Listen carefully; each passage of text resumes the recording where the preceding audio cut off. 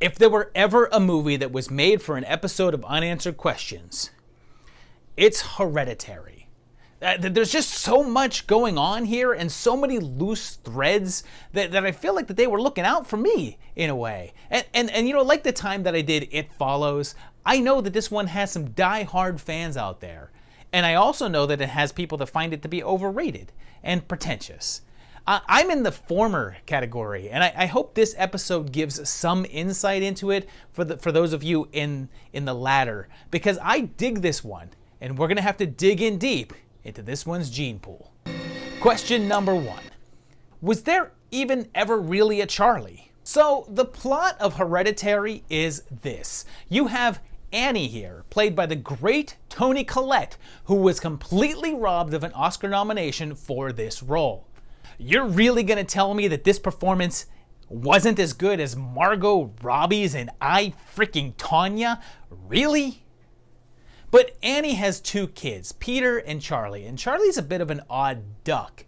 We find out later in the movie that Annie's mother was the head of a cult and part of a sacred bloodline, and her bloodline is suitable for use to house an ancient demon named Paimon.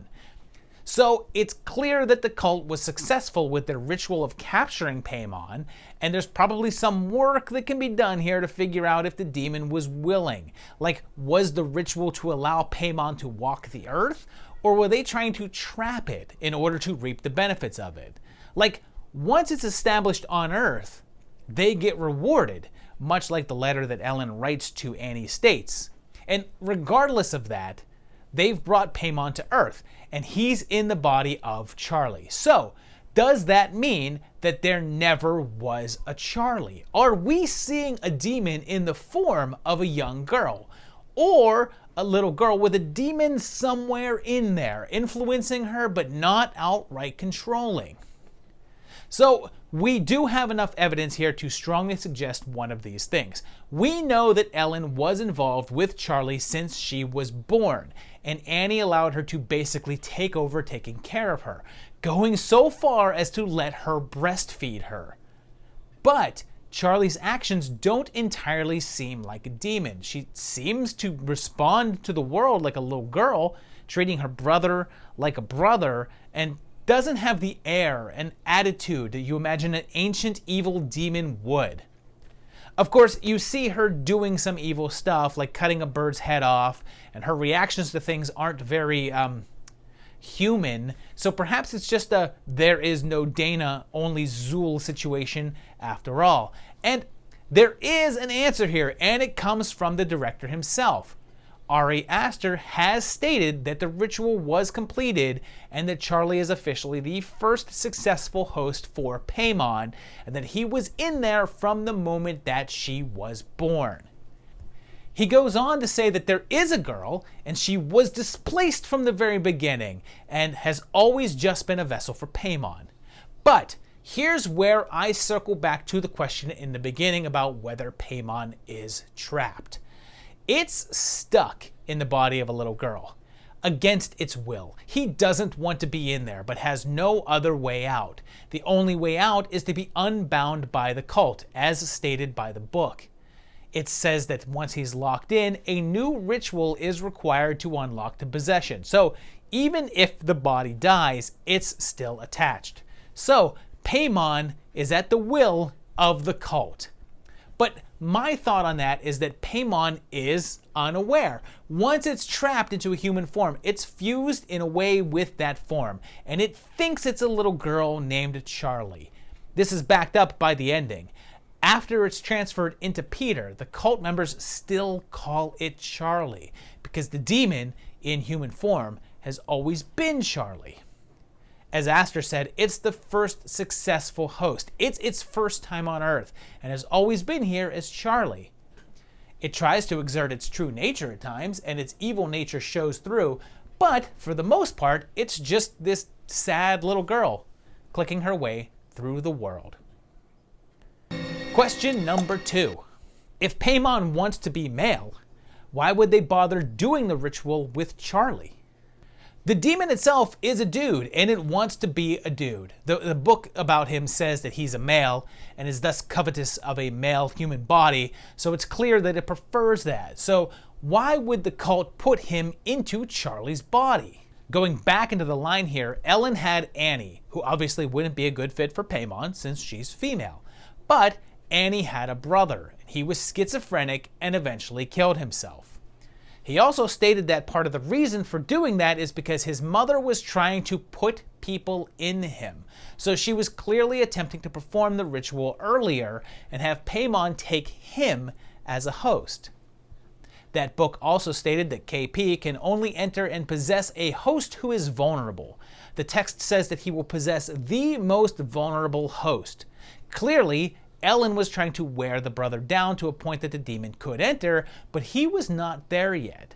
It's possible that he killed himself since he realized that she was coming close to being successful and that he had no other option. So, the next available option would have been Peter, but Annie kept him away from Ellen when he was born, so they couldn't get to him.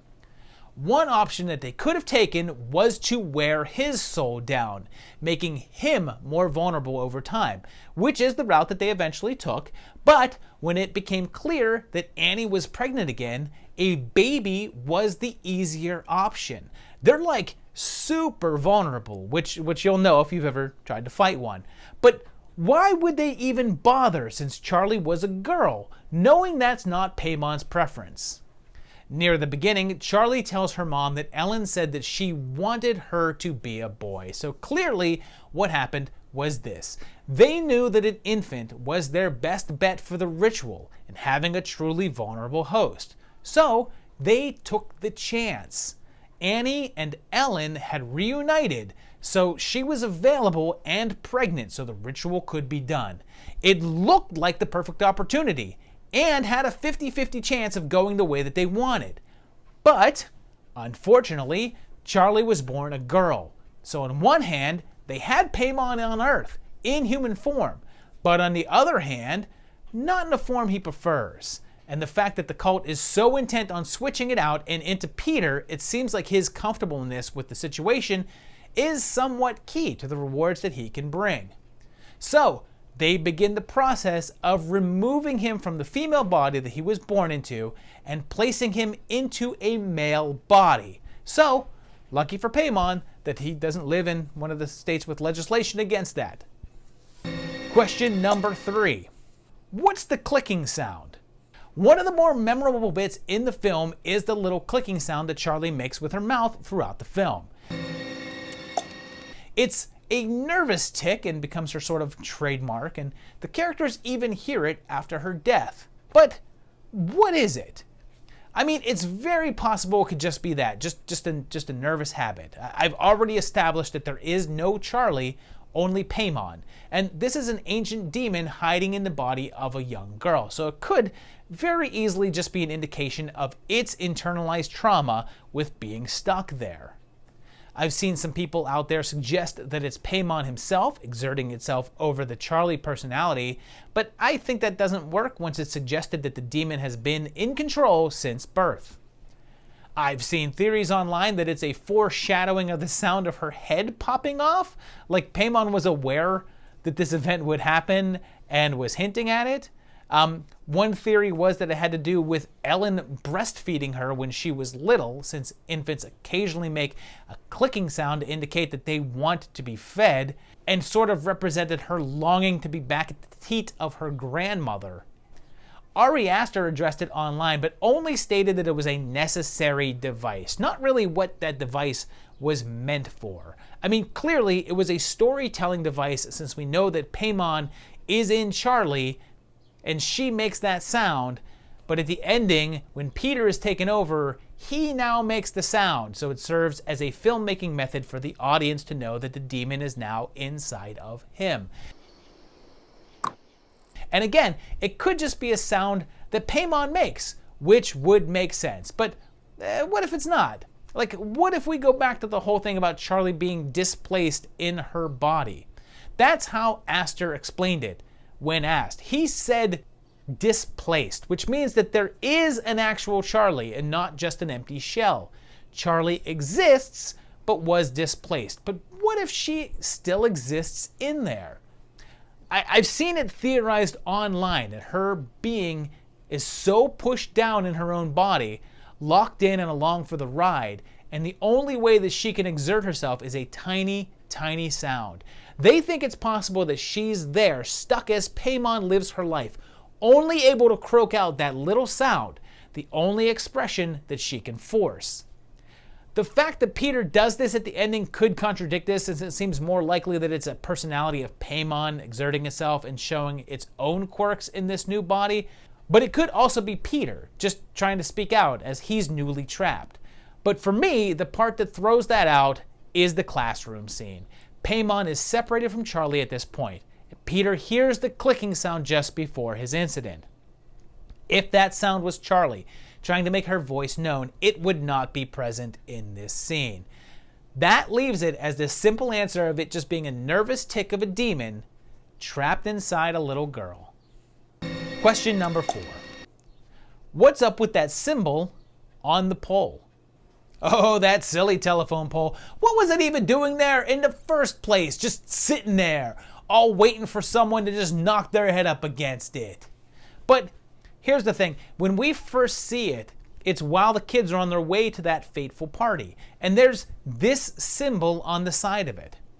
As we learn later on, the symbol is for Paimon, or at least his cult.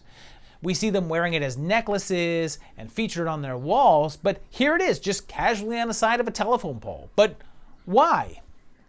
When researching this, most of the explanations that I came across all discussed the manipulation of the cult members and how they planned everything out, and that the telephone accident was orchestrated. But I'm not really on board with that. The events go as follows. Peter decides to go to the party. Annie sends Charlie with her. That was a free choice. If she didn't insist on that, the accident doesn't happen. At the party, there's a cake with nuts, and Peter convinces her to eat some because he doesn't know that there's nuts in it, or the knife had cut nuts, whichever. And Charlie's allergic to nuts. I've seen some talk that she's actually not allergic to nuts because there's what appears to be peanut M&Ms at her desk, but those could be something else. And it's also possible to not be allergic to peanuts, but be allergic to walnuts, which is what was in the cake. Regardless, the cult would have no idea that the cake would be there, or that Peter would ditch his sister and suggest she eat the cake. It's suggested that one of the cult members goes to school with him, but the odds that they made the cake with the nuts stood at just the right spot for Peter to see it and tell his sister to have some? Like the plan is ruined if they don't go in that room, and he doesn't want to split up with her. Any of that. Also, he left her EpiPen at home. If he brought it, their plan is ruined. Then they're driving, and he's driving too fast, and he swerves to avoid hitting a dead deer and runs her into the pole. Her going out the window was her choice, although possibly Paimon's influence, but Peter swerving to hit the pole is really a chance. Sure, the cult could have put the deer there, but to calculate the exact physics of the speed and swerve to ensure that she hits that pole, in these waters, it's 100 to 1, Martin. 100 to 1. So I think the notion that the cult set those events up for it to happen are pretty silly, because there's just too many variables. But then why is the symbol on the pole? Well, just because the cult didn't arrange it doesn't mean that they're not aware of it. Perhaps at this point, everything is predestined. The cult don't have to set it up. They know that the situation is fated to happen in the way that it's going to happen. Her hitting the tree is a foregone conclusion that they've seen. And that pole is taken on a sort of holy reverence for them, since it's going to deliver their savior. Or, her head. And that reminds me about my high school guidance counselor, who said that my future was predetermined as well. And that also involved a pole, but this one was in a club. And I don't like to talk about those times, or all the tips that I got. Question number 5. What's the deal with the dollhouses? One of the recurring themes of the film is all the dollhouses. Annie is an artist, and her style is creating these little diorama setups recreating real situations, and has a number of dollhouses throughout. On one hand, we see it from a direct story standpoint, and she's clearly recreating her trauma through her reinterpretations of the events, even to the point where she's visualizing the death of her own daughter. But that's the story reason for them being there. What's the greater reason? Well, this one is a little obvious, and it's answered in the opening scene of the movie, where the camera moves into a dollhouse representation of their house, only for it to become the actual scene, and we're no longer seeing the dolls, but the actual versions of them. It's telling us that these characters exist in a dollhouse, much like the scenes with the dolls are created and manipulated and put into place by human beings, a force much greater than them, and not one that they'd understand. The same is true for the people involved. There are bigger forces at work here, manipulating the people in the house and these various segments. You can take that on two levels. One is that you can see it as a commentary that the forces are playing with them, and again, as we said, that this is all predetermined. They're just toys acting out a series of events that they can't change, because these outside forces are arranging them. But there's another level to add to it. The movie itself is a discussion of trauma and dealing with family grief. And Aster has said that he took some inspiration from life. So, in the movie, you have a woman dealing with issues in her life by building this little doll world to help her deal with it. And this movie serves that same purpose. Their characters and a predetermined outcome, following a sort of script. We're talking about the predestination of it all, and those outside forces leading through their paces. And that's true. The characters in the movie are exactly that. And the script and predetermined actions are what's controlling them. They're dolls, and Ari Aster built the dollhouses, and we're watching him play. And to take that whole predetermination thing one step further, just look at the title of the movie. Hereditary, as in the conditions built into our DNA to define us and who we will become. Question number 6. How long have the cultists been following them?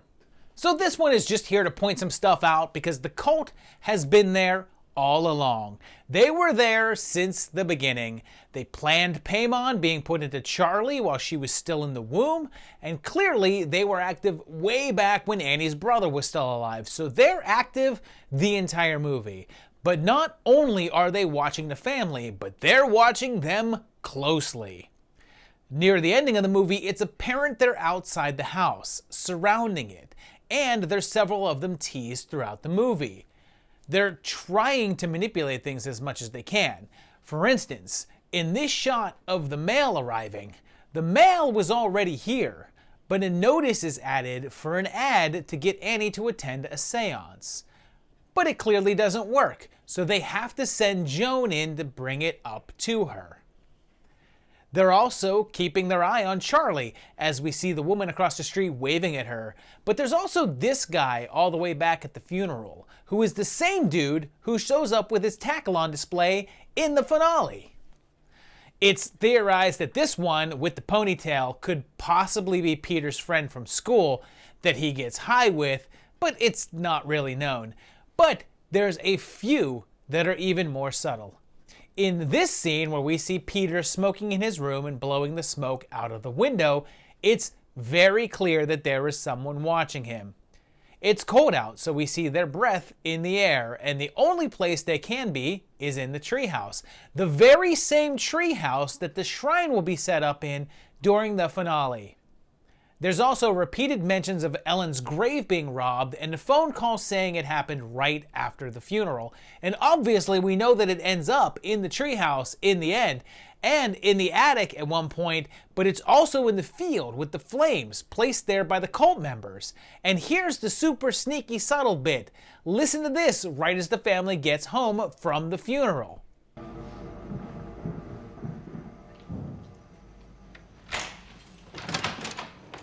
That's the cult upstairs, possibly already in possession of the body, and putting it in the attic and hiding there. Question number 7. What is that light? So this one drives me batty because there's people online throwing answers out about it, but it doesn't make sense. Let me explain. Throughout the movie, there's this weird glowing light that seems to direct things, pushing towards the ending. At times, it's just a flash, and other times, it fills the whole area. It leads Peter to look down the hall at one point and seems to be influencing and directing. It's seen in the window here just before the paint splashes itself, drawing Annie's attention to Joan's business card, obviously trying to influence her to call in order to get things in motion. At the ending, it's the blue light centering on Peter right before he rises, possessed by Paimon. So the predominant theory is that this is a representation of Paimon and his influence, and he's directing the family into the series of events that lead to his restoration. It seems like a really good answer since we see the light land right on Peter and then vanishing, and then it's obvious that it's Paimon's spirit set loose from Charlie and now entering him instead. And right after Steve is burned, we see the light flash over Annie, changing her instantly, indicating that she's being taken over by Paimon now. And it showing up earlier was it trying to organize its own rebirth.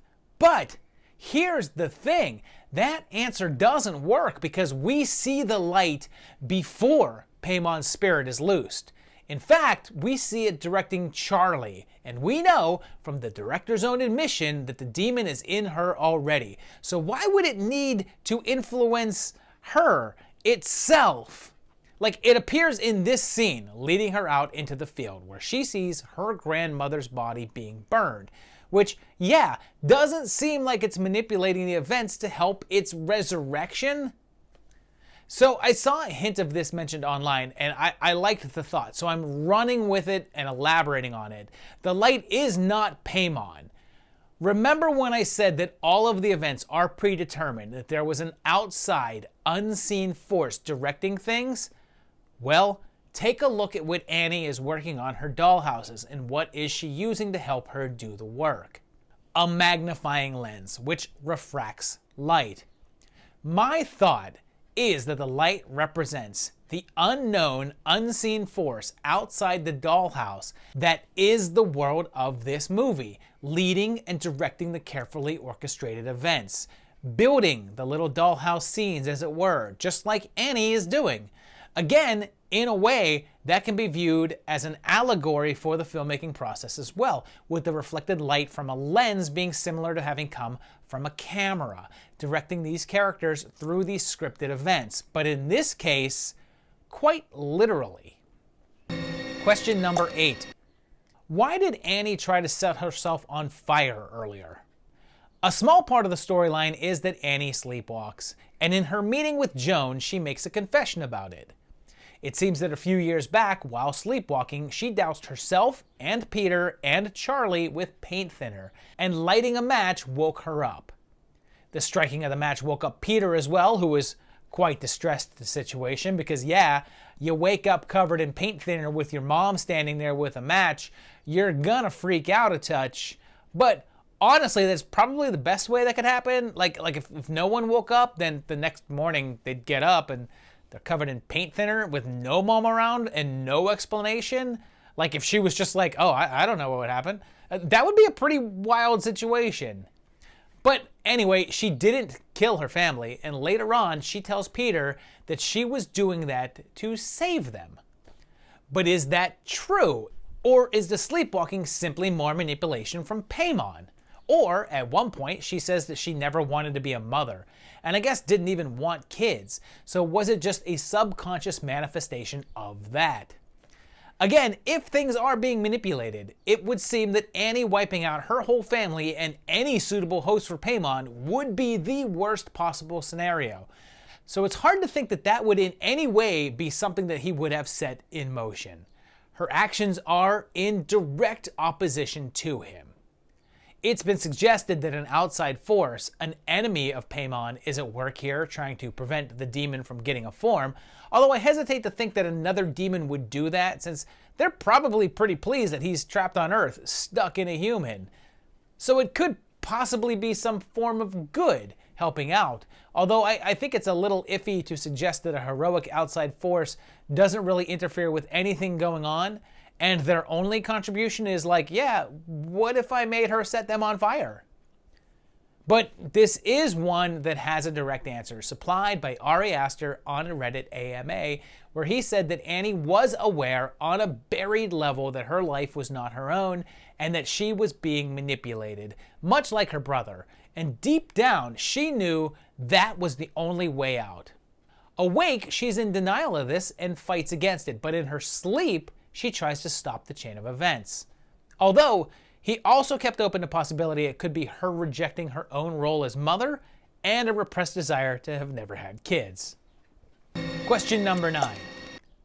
What happens to Peter at school? One of the more gripping moments of the film happens near the ending. Peter, who has been battling the behavior of his mother at home, goes to school where he has an odd encounter with Joan, shouting at him from across the street.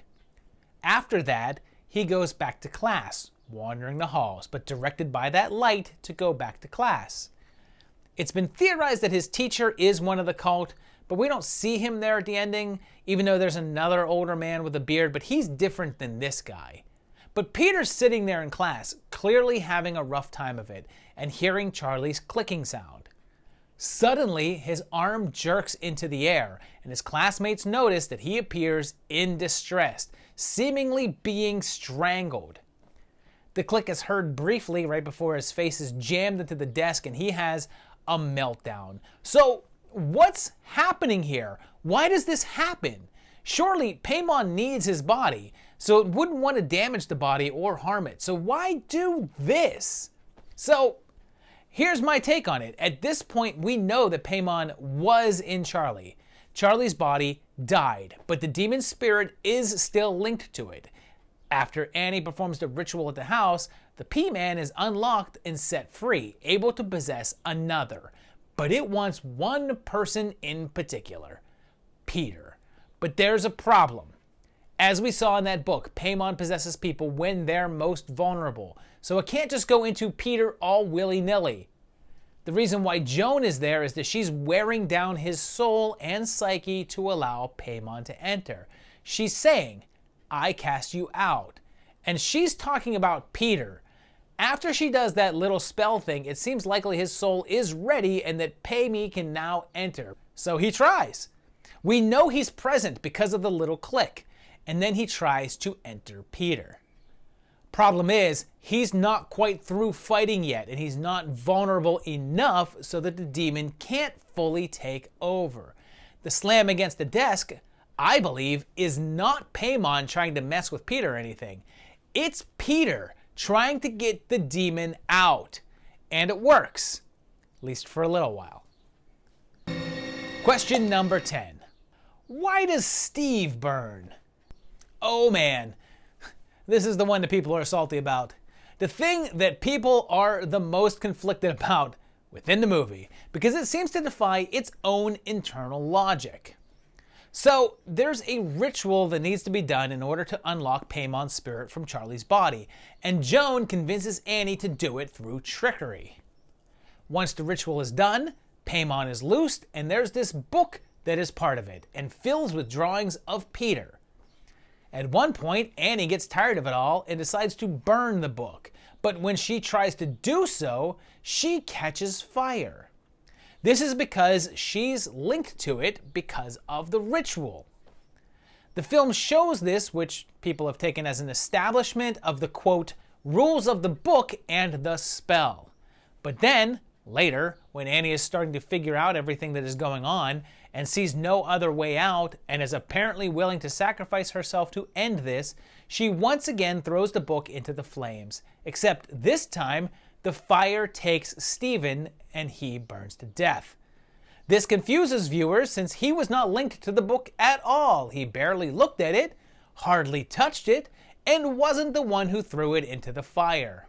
There doesn't seem to be any reason for him to have been the one affected, but he is. People get angry because this breaks the rules that the film had earlier established by having Annie's arm burn when she tossed it in. Well, Ari Aster again answered this one in an interview with Variety magazine. In it, he stated that the scene was intended as Annie's big moment of redemption. She realizes that she's the link to what's happening and can stop the taking of her son by sacrificing herself. She thinks she knows the rules because of that same scene from earlier, but he says that it's not her choice to make, and that even though she thinks that there's a design, that there's actually no rules at all. In that AMA I was talking about earlier, he added to that by saying that the book describes him as being a god of mischief, and the fact that Steve burns instead of Alice is the film's way of telling you that in fact there are no rules, and that Paimon decides who burns. And you know who burns? Steve burns. Hi. So there you have it, 10 answers to 10 questions about a very enigmatic movie. I know that people are pretty split on this one. People either love it or hate it. There doesn't seem to be much in between. I don't know that many people are like, Hereditary is okay. But yeah, maybe you are. Maybe you have that feeling. Let me know that down below in the comments. And let me know if you enjoyed these answers, if they helped kind of make the movie a little bit more make sense to you, if you're made it a little bit more interesting. Let me know that down below, because I had a really good time deep diving into this one. So tell me what you think. If you enjoyed the video, hit like. If you like what you see on the channel, hit subscribe. Also, if you want to, go to patreon.com/movietimelines, where you can become a patron of the channel and help out and get more videos made. I would appreciate that, but you can just keep on coming back and watching these videos, and there'll be another new one very, very shortly. Thanks very much. Bye-bye.